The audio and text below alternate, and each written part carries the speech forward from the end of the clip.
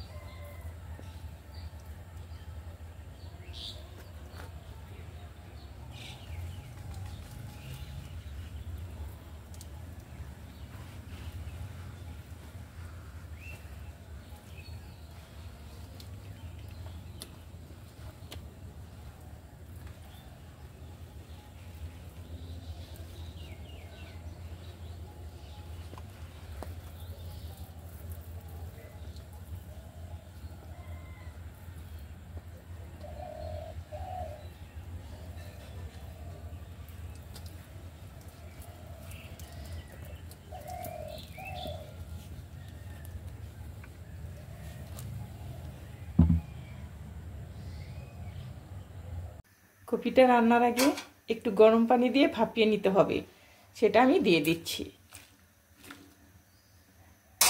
এখন আমি ঢেকে দিব।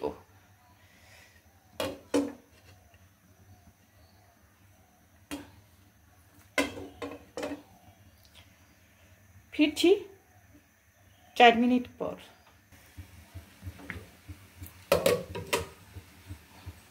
আমি এখানে একটু হলুদ দিব, কালারটা সুন্দর আসবে। কপিতে একবার যদি কোনো কালার পড়ে তাহলে সেটা আর উঠে না, রান্নার সময় বেশ ভালো লাগবে দেখতে। এমনি সাদা সাদা ভালো লাগে না। আমি আর একটু ঢেকে দিব।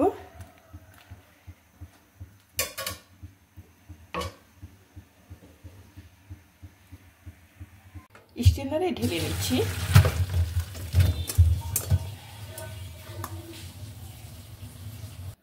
এই মাছটা হলো কালবাউস, আমি একটু ভুনা করার আগে একটু ভেজে নিব। 1 চামচ হলুদ আর 1 চামচ লবণ। 1 চামচ তো না, হ্যাঁ এটা 4 চামচ। এখানে দিয়ে দিচ্ছি তেল। এখানে মাছটা আমি দিয়ে দিচ্ছি।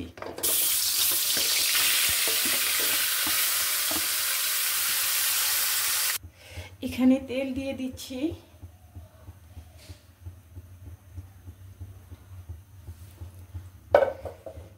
চুলোটা অন করাই ছিল। এখানে দিয়ে দিচ্ছি পেঁয়াজ কুচি। এখানে দিয়ে দিচ্ছি কাঁচামরিচ। এটা আমি ভেজে নিব। হলুদ গুঁড়ো 1 চামচ, হলুদ গুঁড়ো 1/2 চামচ, মরিচ জিরে গুঁড়ো 1/2 চামচ, ধনে গুঁড়ো 1/2 চামচ, স্বাদ মতো লবণ। এখানে আমি পানি অ্যাড করলাম।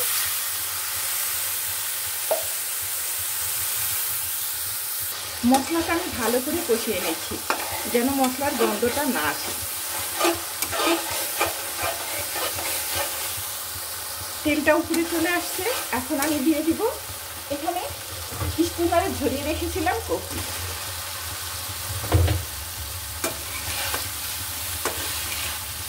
মনে হচ্ছে আজকে একটু ঝাল হবে, হলে হোক।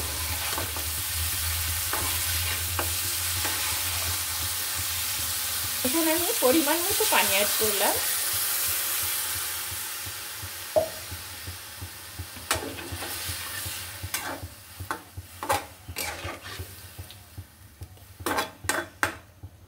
আমি এখন ঢেকে দেব।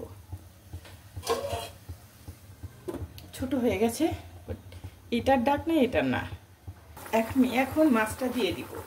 ভাজা একটু আলতো করে করেছি, বেশি করিনি। মাছটা তো এটা হলো কালকনি মাছ। কত মাছের নাম টাম জানি না, কিন্তু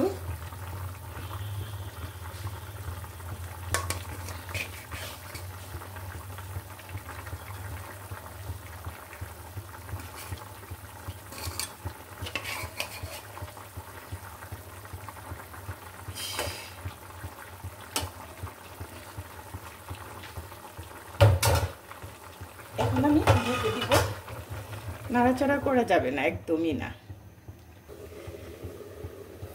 এখানে আমি জিরেটা ভেজে গুঁড়ো করে দিয়েছি। এটা কিন্তু অনেক ফ্লেভার আসে। অনেকে হয়তো খেয়েছেন, জানেন। যারা জানেন না তারা এটা করে খাবেন, দেখবেন অনেক ভালো লাগবে। ফ্লেভারটা অন্যরকম। একটু ঢেকে দিচ্ছি।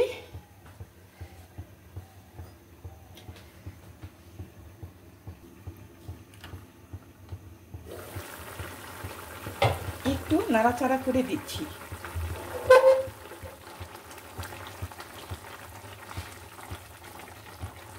আর একটু ঝোলটা শুকাবে।